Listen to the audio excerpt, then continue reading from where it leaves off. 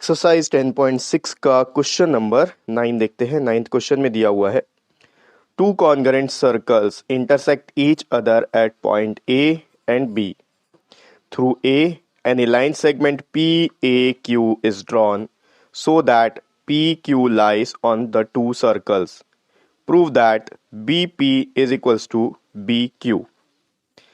तो क्वेश्चन में बोल रहा है कि दो सर्कल हैं, दोनों एक दूसरे के कॉन्ग्रुएंट हैं। अब कॉन्ग्रुएंट सर्कल है तो उनका रेडियस आपस में इक्वल होगा क्योंकि वो साइज और शेप में इक्वल होंगे। अब ये जो दोनों सर्कल हैं एक दूसरे को दो पॉइंट पे इंटरसेक्ट कर रहे हैं, पॉइंट ए और पॉइंट बी पे। अब एक लाइन सेगमेंट है जो कि ए से पास होते हुए जा रहा है। एक सर्कल को, पहले सर्कल को पॉइंट पी पे टच कर रहा है और दूसरे सर्कल को पॉइंट क्यू पे टच कर रहा है। तो लाइन सेगमेंट जो ड्रॉ बन रहा है वो है पी ए क्यू। अब आपको ये प्रूफ करना है कि बी पी और बी क्यू आपस में इक्वल है। ठीक है, कैसे सॉल्व करेंगे चलिए व्हाइट बोर्ड में देखते हैं। देखो क्वेश्चन में ये गिवन है कि दो सर्कल आपस में कॉन्ग्रुएंट है, तो मैंने सर्कल ड्रॉ किया है। ये दो सर्कल, ये दोनों आपस में कॉन्ग्रुएंट है। ये सर्कल C1 है, सर्कल 2 सेकेंड सर्कल। अब ये जो दोनों सर्कल है दो पॉइंट्स पे इंटरसेक्ट कर रहे हैं, पॉइंट ए और पॉइंट बी पे। एक लाइन सेगमेंट है जो ए से क्रॉस होते हुए जा रहा है। सर्कल 1 को पॉइंट पी पे टच कर रहा है, सर्कल 2 को पॉइंट क्यू पे टच कर रहा है। तो ये P A Q line segment हो गया। आपको प्रूफ करना है कि ये जो बी पी है ये और ये बी क्यू ये दोनों आपस में इक्वल है। ये आपको प्रूफ करना है। ठीक है, ये लाइन गिवन नहीं है, ये प्रूफ करना है आपको। ठीक, तो इसको कैसे प्रूफ करेंगे? इसको प्रूफ करने के लिए सबसे पहले कंस्ट्रक्शन करेंगे हम लोग। दोनों के सेंटर पॉइंट से यहाँ जो इनका इंटरसेक्टिंग पॉइंट है इसको ज्वाइन करेंगे इस तरीके से। ये अपना कंस्ट्रक्शन हो गया। ठीक, अब यहां क्या हो रहा है देखो, ये है सपोज इसको ओ दे देते हैं और इसको पी तो दे नहीं सकते, ए बी सी, इसको आर दे देते हैं। ठीक है, इसका सेंटर ओ है, इसका सेंटर आर है। अब यहां पर देखो क्वेश्चन में बोला है आपको ये दोनों सर्कल आपस में कॉन्ग्रुएंट है। तो यहां पर देखो सर्कल के सेंटर से लेकर एंड पॉइंट तक, सर्कल के एंड पॉइंट तक जो लाइन सेगमेंट ड्रॉ हो रहा है इसको हम लोग रेडियस बोलते हैं। यहां पर भी सर्कल के सेंटर से लेकर इस सर्कल के एंड पॉइंट तक जो लाइन सेगमेंट जा रहा है वो रेडियस हुआ। तो इस सर्कल का रेडियस और इस सर्कल का रेडियस आपस में इक्वल होगा। इसका मतलब ओ A, R A, O B और आर बी ये आपस में इक्वल होगा। तो मैं पहले कंस्ट्रक्शन लिख लेता हूं। कंस्ट्रक्शन में अपन करेंगे join O A, O B, R A and R B. ठीक, और इसको हम लोग नाम दे देते हैं कि radius. Let O A, O B, R A and R B is equals to R. या फिर आप ऐसे भी लिख सकते हो, लेट करने की जरूरत नहीं है, आप सीधे यहां पर लिख सकते हो कि O A is equals to O B is equals to R A is equals to R B is equals to R, छोटा वाला। ठीक है, स्मॉल आर, और ब्रैकेट में आप लिख सकते हो ये सब रेडियाई हैं, रेडियाई ऑफ कॉन्ग्रुएंट सर्कल्स। तो कॉन्ग्रुएंट सर्कल के रेडियस आपस में इक्वल होंगे क्योंकि कॉन्ग्रुएंट का मतलब क्या होता है, साइज और शेप में जो चीज इक्वल होता है उसको कॉन्ग्रुएंट बोलते हैं। अगर दोनों सर्कल का साइज और शेप इक्वल है तो दोनों का रेडियस भी आपस में इक्वल होगा। अब यहां पर देखो जब ये चारों साइड्स आपस में इक्वल है तो मैं बोल सकता हूं कि ये एक रोम्बस है और रोम्बस के ऑपोजिट एंगल्स इक्वल होते हैं। इसका मतलब ये वाला जो एंगल है ये एंगल के इक्वल होगा। मैं यहां लिख सकता हूं O A R B is a rhombus. ठीक है, क्यों है? Since all sides are equal. अब एक रोम्बस के दो ऑपोजिट साइड्स इक्वल होते हैं, ऑपोजिट एंगल इक्वल होते हैं। तो ये एंगल इक्वल हो गया। Angle A O B is equal to angle A R B. क्यों? क्योंकि opposite angles of rhombus are equal. Rhombus के ऑपोजिट एंगल्स इक्वल होते हैं। ठीक, अब हम लोग क्या करेंगे देखो, बेसिकली हम लोग क्या करेंगे क्वेश्चन में आपको बता देता हूं। हमको प्रूव करना है कि ये जो बीपी है ये बी क्यू के इक्वल है।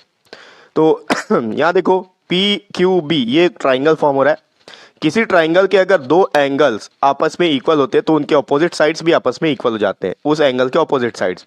तो अगर मैं ये प्रूव कर दूं कि ये वाला एंगल इसके इक्वल है, ये दोनों एंगल अगर आपस में इक्वल हो जाएंगे तो इस एंगल का ऑपोजिट साइड बीपी और इस एंगल का ऑपोजिट साइड पीक्यू, ये दोनों आपस में इक्वल प्रूफ हो जाएगा।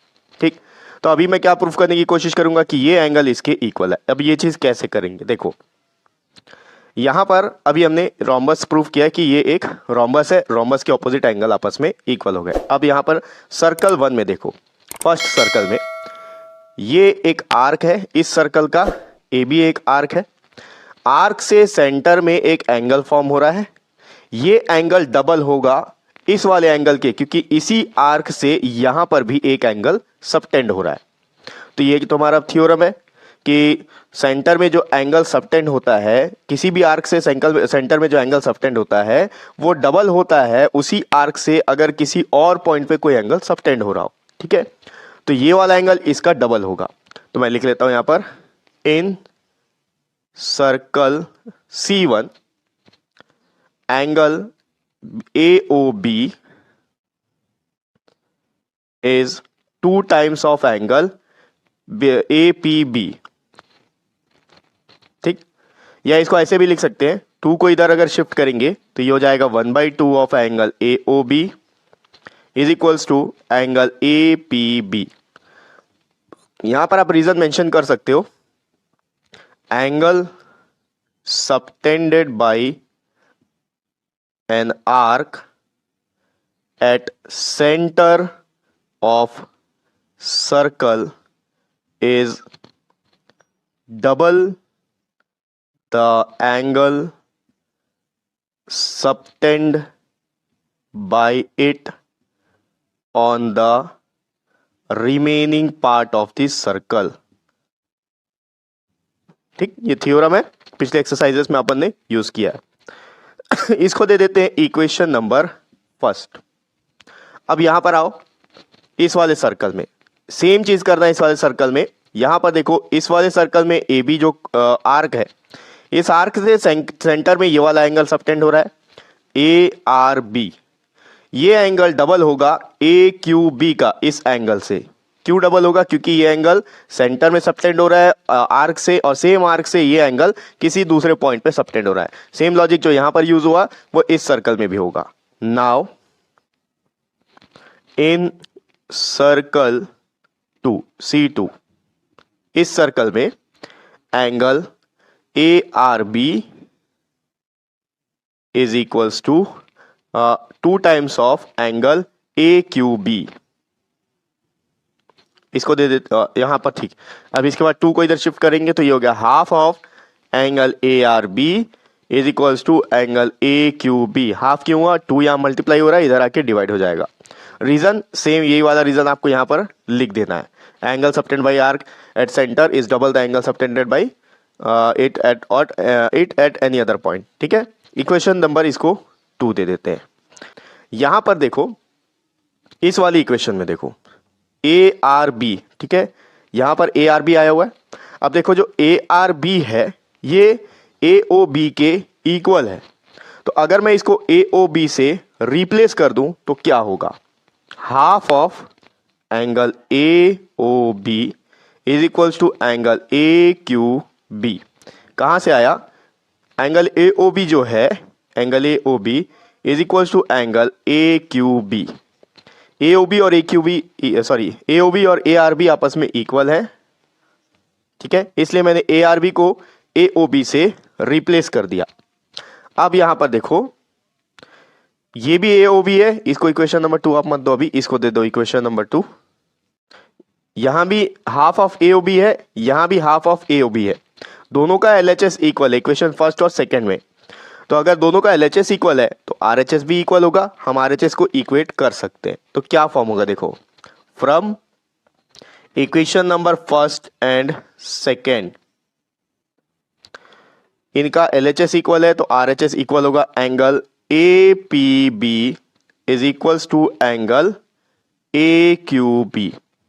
तो थोड़ी देर पहले मैंने आपको बताया था कि मेरा पूरा कंसंट्रेशन क्या रहेगा कि ये वाला एंगल और ये वाला एंगल को अपन इक्वल लेकर आए। अब देखो APB ये वाला एंगल है, ए क्यू बी ये वाला एंगल है। अब पी क्यू बी इस ट्राइंगल में दो एंगल आपस में इक्वल हो गए हैं, तो इनका ऑपोजिट साइड भी आपस में इक्वल हो जाएगा।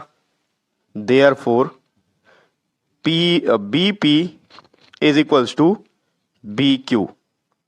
ठीक, बी पी और बी क्यू आपस में इक्वल हो जाएगा। रीजन क्या रहेगा?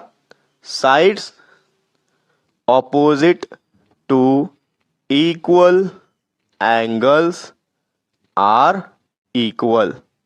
एक ट्राइंगल में अगर ऑपोजिट दो एंगल्स इक्वल होते हैं तो उनका ऑपोजिट साइड्स भी आपस में इक्वल होता है। तो यही चीज अपन को प्रूफ करना था, ये प्रूफ हो गया। ठीक है, तो ये हो गया एक्सरसाइज 10.6 का 9th क्वेश्चन। नेक्स्ट वीडियो में अपन इसका अगला क्वेश्चन देखेंगे। नेक्स्ट वीडियो का लिंक आपको इसी वीडियो के डिस्क्रिप्शन बॉक्स में मिल जाएगा।